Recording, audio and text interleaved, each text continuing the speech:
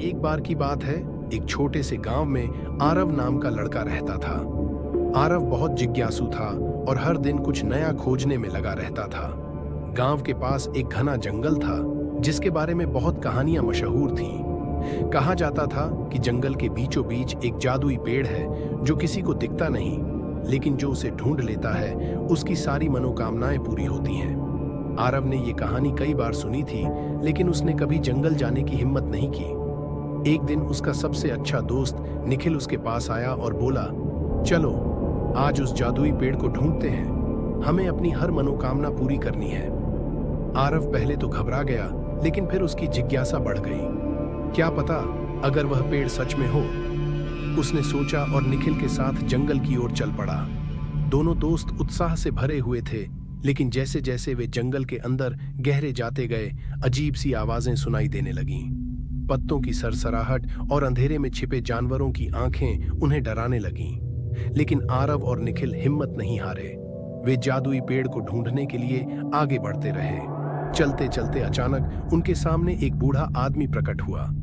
उसकी दाढ़ी लंबी थी और आंखों में अजीब सी चमक थी। उसने कहा, तुम्हें किस चीज की तलाश है बच्चों? आरव ने हिम्मत जुटाकर कहा, हम जादुई पेड़ को ढूंढ रहे हैं। बूढ़ा आदमी हंसा और बोला, जादुई पेड़ को पाना आसान नहीं है। वह सिर्फ उसे मिलता है जो अपने दिल की सच्चाई को जानता हो।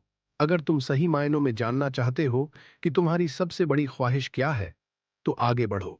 लेकिन एक चेतावनी है, जादुई पेड़ से कभी लालच मत करना। दोनों दोस्त हैरान रह गए, लेकिन उन्होंने बूढ़े की बात मानी और आगे बढ़ गए।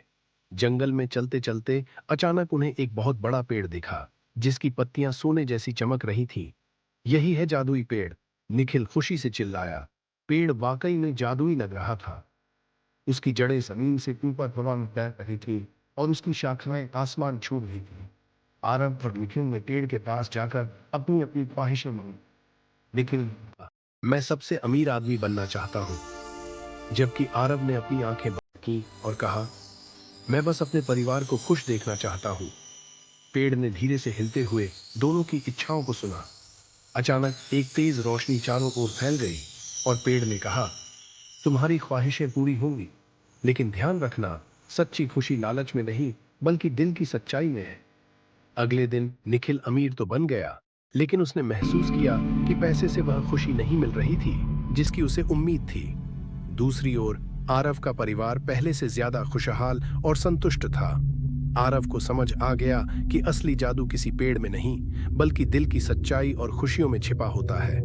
इस तरह आरव ने न केवल जादुई पेड़ का रहस्य समझा, बल्कि यह भी सीखा कि सच्ची खुशी लालच से नहीं बल्कि प्यार और सच्चाई से मिलती है।